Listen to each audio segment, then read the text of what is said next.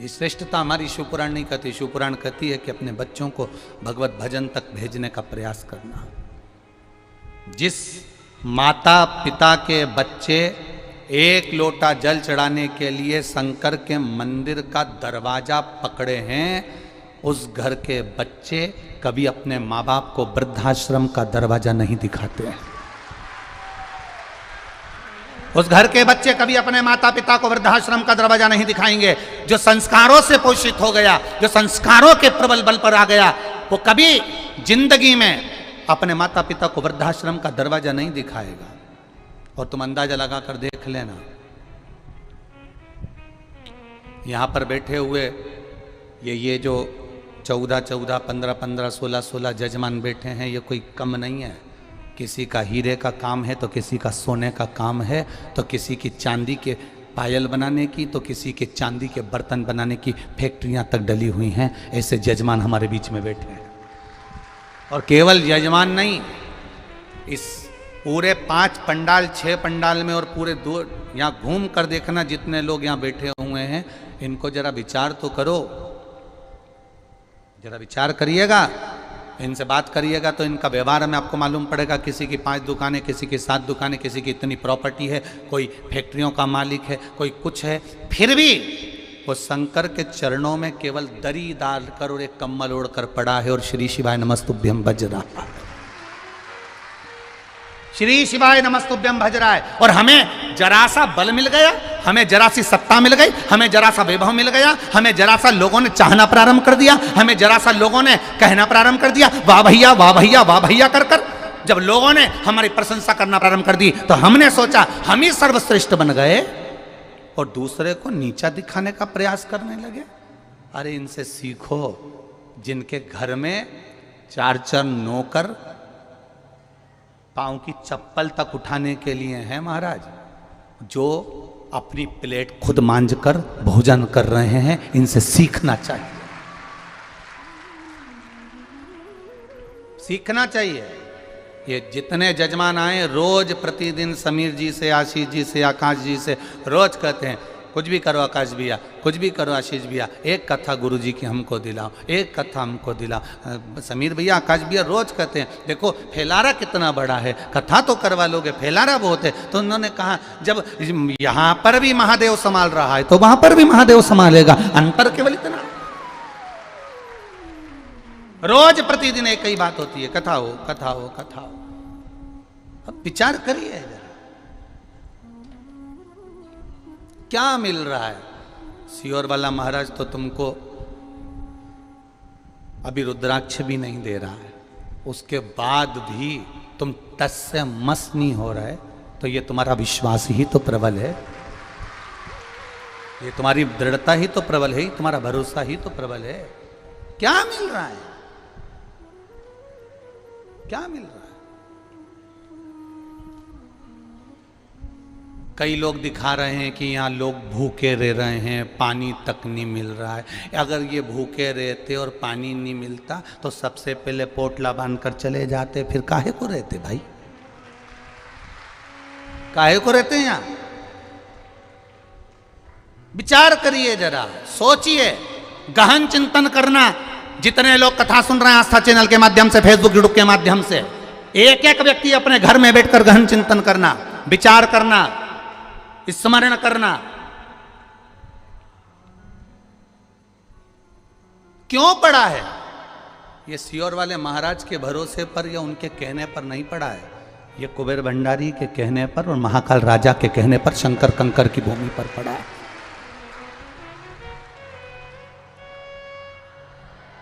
एक दिन में 20 लाख भक्त, और ना निमंत्रण, ना पत्रिका, ना कहीं कुछ, ना कहीं कुछ, ना चावल, ना धावल, कुछ नहीं, और एक साथ 20 लाख भक्त एक साथ पहुंच जाएं तो ये शिव की कृपा के सिवा कुछ नहीं हो सकता, कुछ नहीं हो सकता इसके सिवा, कोई साधन नहीं है।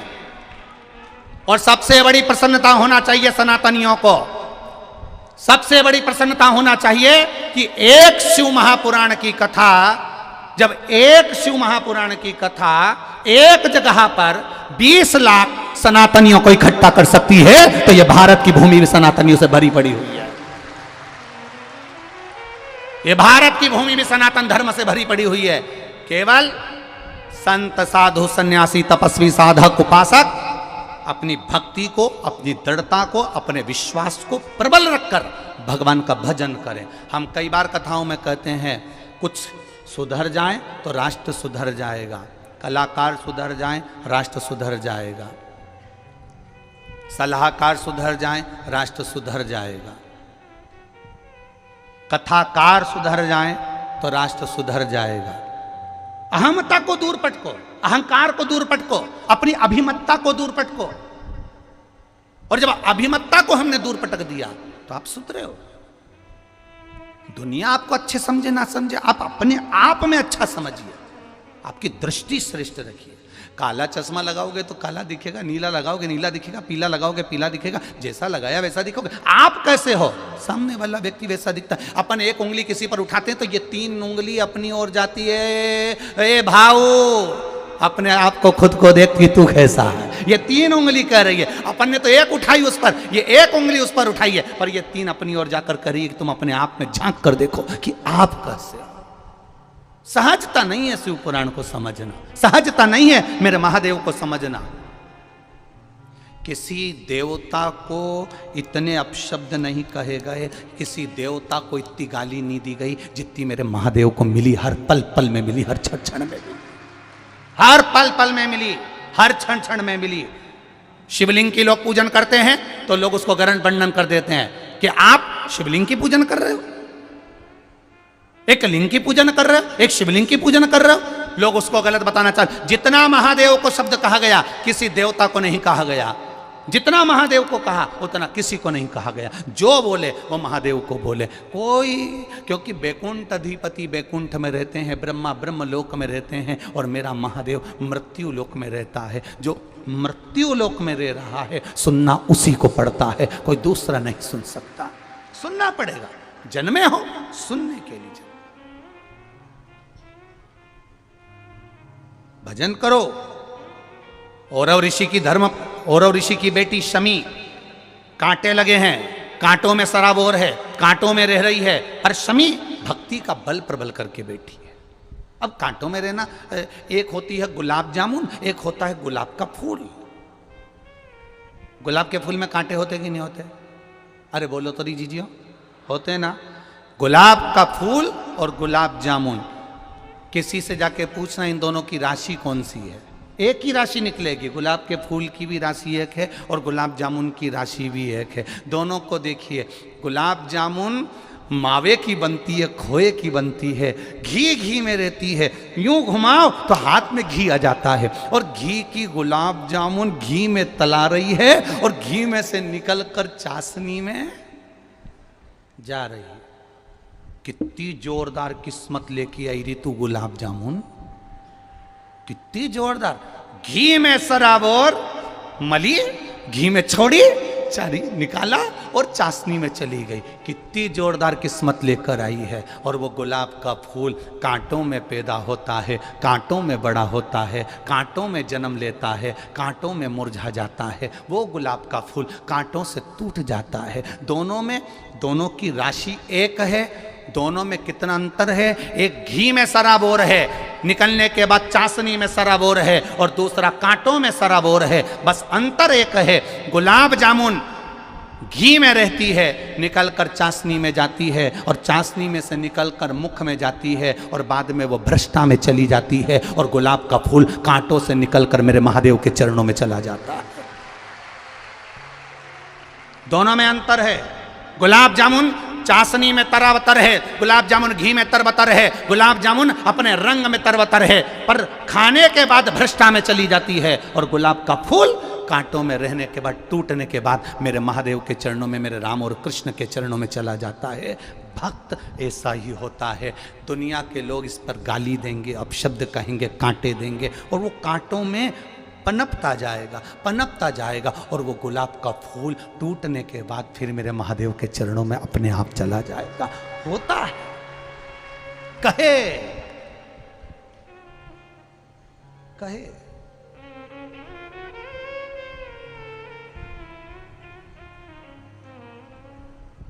कितना विचित्र जीवन हम जी रहे हैं, कितना विचित्र। आज हम अपने शरीर से कोई काम करना नहीं चाहते हैं।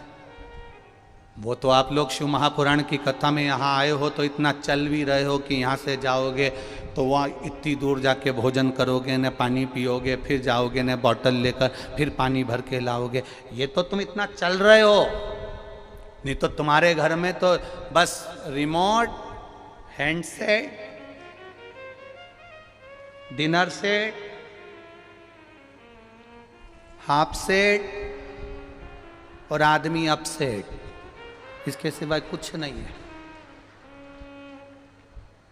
क्या रखा है? ऑफिस में अपनी पूरी जवानी तो तुमने नौकरी में निकाल दी। जब गवर्नमेंट ने पूरा निचोड़ लिया, ऐसे हो गए कि मुंह का गाल भी अंदर धस गया। किसी किसी का सोफा सेट ही निकल गया। तब जाकर फिर 60-65 साल में रिटायर हुए, फिर नौकरी करते करते, चाहे प्राइवेट हो चाहे सरकारी हो, करते करते अपनी पूरी जिंदगी लगा दी। बुढ़ापा आया, बच्चों को बड़ा करा, एक दिन बहू भी आ गई, बच्चे भी बड़े हो गए। अब तुम उनको समझाने बैठे तो वो तुमको बात बात में कह दे, तुम चुप बैठो, हम है ना, बात कर रहे हैं ना, चुप बैठो, तुम्हें नहीं आती अकल, तुम समझदार नहीं हो। अब तुम इतनी बड़ी पोस्ट पर रहे, इतनी सत्ता में रहे, इतने वैभव में रहे, और तुम्हारी औलाद तुमको चुप करना सिखा देती है। क्यों? क्योंकि तुम्हारा अहम तुमको अब चूर हो रहा है, और जब अहम चूर होता है तब दुख होता है। इसलिए अभी से अगर तुम शंकर की भक्ति में डूबते चलोगे, ये मानते चलोगे कि सुख और दुख तो मेरे महादेव के दिए हुए हैं, तो जीवन का एक आनंद जिंदगी भर जी सकोगे, जिंदगी भर, जीवन भर जी सकोगे। आज कथा के पंडाल में बैठे हो, घर पे रहते तो एसी के रूम में रहते, डनलप के गद्दे पर सोते, तुम्हारा पर्सनल रूम होता, यहाँ पंडाल में पड़े हुए हो, दरी पर पड़े हुए हो। यहाँ से तुम शुरुआत करो तुम्हारे जीवन की कि अब मेरा अहंकार चले गया, रोड पर पड़ा हूँ, जमीन पर पड़ा हूँ, दरी पर सो रहा हूँ, 2 कदम चलकर भोजन करने जा रहा हूँ, 2 कदम चलकर वापिस आ रहा हूँ, सामान पड़ा है, कोई चिंता नहीं है, व्यर्थ चिंता।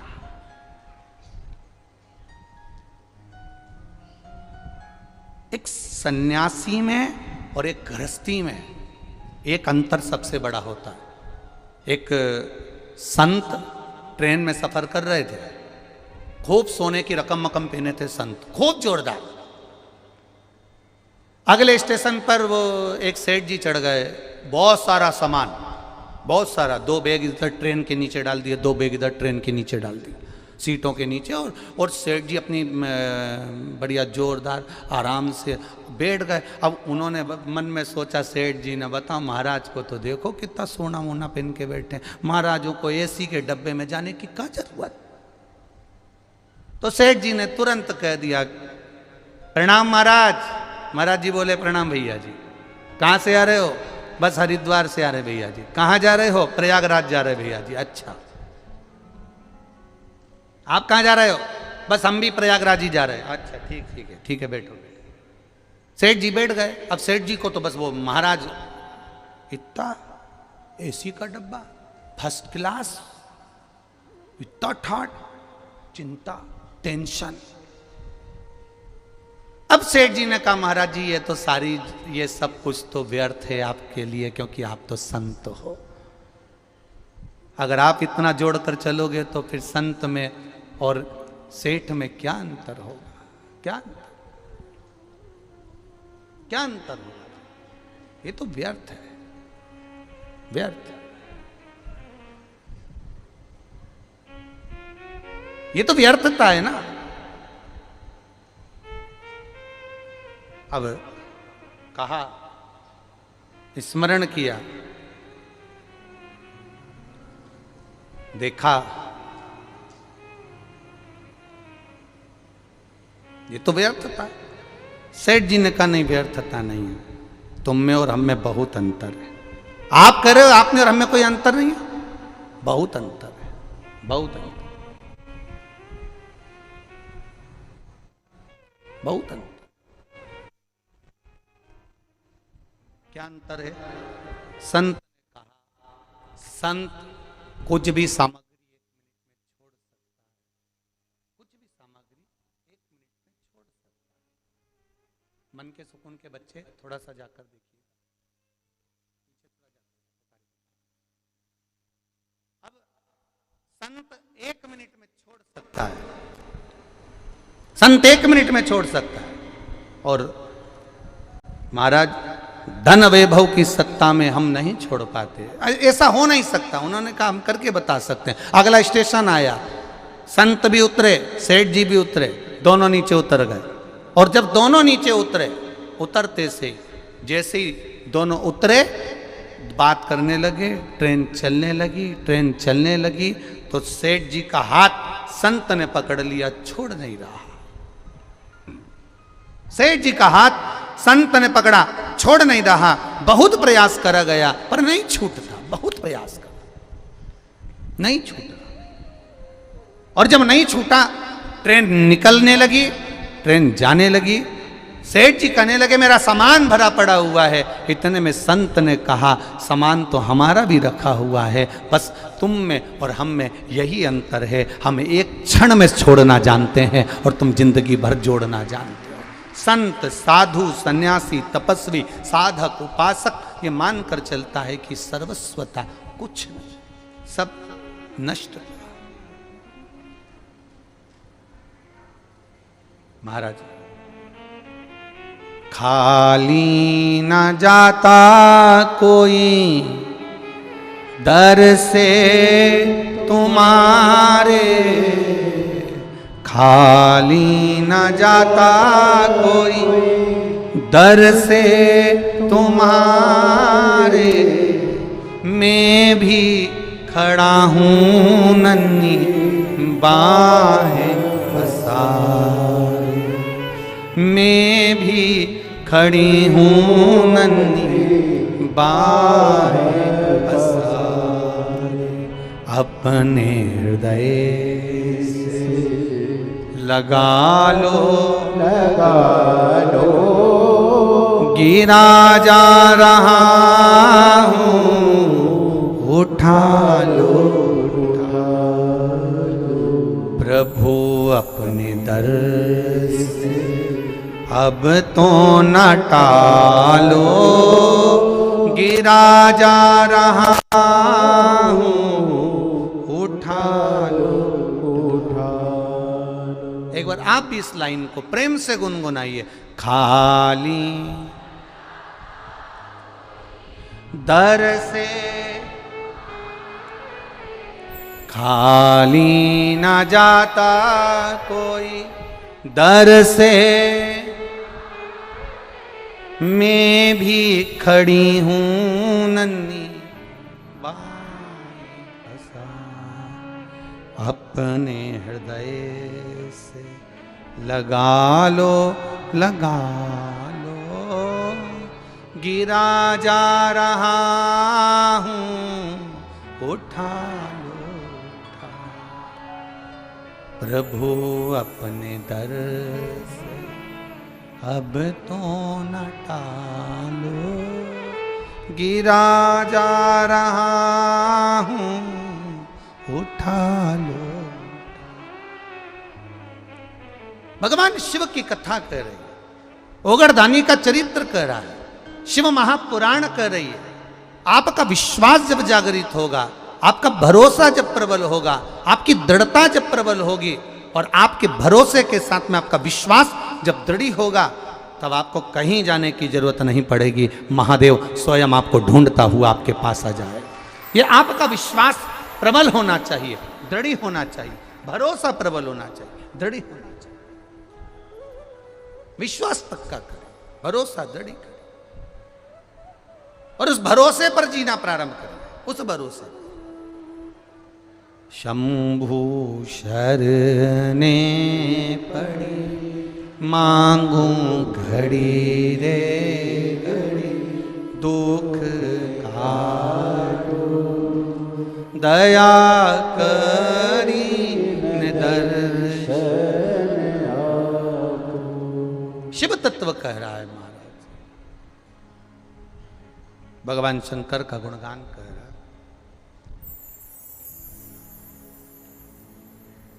शिव तत्व कह रहा है। शमी कांटों में रमी हुई है, लदी हुई है, पर भाव शुद्ध है उसका, भाव गड़बड़ नहीं हुआ उसका। मंदार धौम्य ऋषि का पुत्र, ये आंकड़ा मंदार धौम्य ऋषि का पुत्र। कई लोग पूछते हैं गुरुजी आपने एक बात कही कि तुमरुका जी का नाम लेकर सफेद आंकड़े की जो जड़ होती है, शिव जी का उसका स्मरण कर कर 21 बार कमर में बांधा जाता है उसको। नारी का जो रजो धर्म होता है उसके कौन से दिन? 7वें दिवस। क्या इतना उस मंदार का उस इतना वर्णन होता है उस सफेद आंकड़? तो यहाँ एक पत्र आया है, देखिए, एक मिलिट्री भाई ने कोई ने पत्र भेजा है, आर्मी का है। शंभु शरणे मांगू घड़ी रे घड़ी दूध कारो दया करी दर्शन आओ। गुरुजी, भारतीय सेना के जवानों की तरफ से कोटि कोटि नमन। मेरा मोबाइल नंबर ये है। मैं प्रवीण देवड़ा भारतीय सेना में कार्यरत हूँ। मैं पटियाला कैंट पंजाब से आया हूँ। कहीं बैठे हों तो एक बार दोनों हाथ अवश्य हिलाएं, जहाँ कहीं भी बैठे हों। मैं आप ही हैं, दोनों हाथ हिला दो एक बार। श्री शिवाय नमस्तुभ्यम। मैं पटियाला कैंट पंजाब से आया हूँ। भारतीय सेना में मैं कार्यरत हूँ। पशुपति व्रत की महिमा, आंकड़े की महिमा का मैं वर्णन करना चाहता हूँ। हमारे आर्मी कैंट में 2 फौजी भाइयों को संतान का सुख नहीं था। दोनों के यहाँ संतान नहीं, कई साल निकल गए। एक को 7 साल हो गए, एक को कई साल हो गए। संतान का सुख नहीं था। सारे डॉक्टरों को भी चेकअप करवाया गया पर संतान की प्राप्ति नहीं हुई। फिर आखिरी में उन्होंने सोचा वो परमात्मा पर छोड़ दिया जाए, तो भी कोई संतान का सुख नहीं दिखा। तब मेरी धर्मपत्नी ने उनको पशुपति नाथ के व्रत में वर्णन किया और सफेद आंकड़े की जड़ का उनको बताया। बाबा की कृपा ऐसी हुई गुरुदेव कि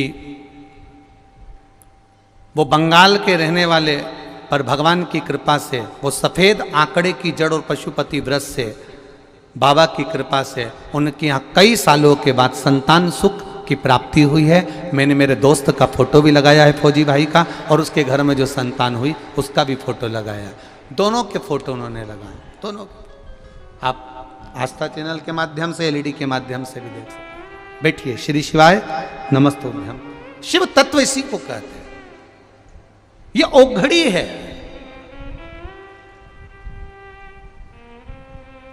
ये शंभु, मेरा शंकर, मेरा ओघड़दानी, मेरा त्रिकालदर्शी, मेरा कैलाशी, मेरा अविनाशी औघड़ी है, सहज नहीं है।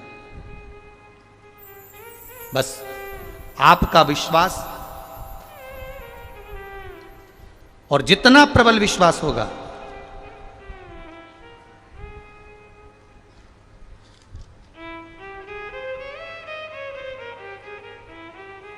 उतनी प्रबल भक्ति आपके भीतर जागृत होगी। इसीलिए शिव कथा कहती है, शिव के सिवा कहीं दिल ना लगा, शिव के सिवा कहीं दिल नहीं तो पड़ेगा तुझे आंसू बहाना, शिव के सिवा कहीं दिल ना लगाना, शिव के सिवा कहीं दिल ना लगाना, नहीं तो पड़ेगा तुझे आंसू बहाना, नहीं तो पड़ेगा तुझे आंसू बहाना, भोले के सिवा कहीं दिल ना लगाना, भोले के सिवा कहीं दिल ना लगाना। दोनों हाथों से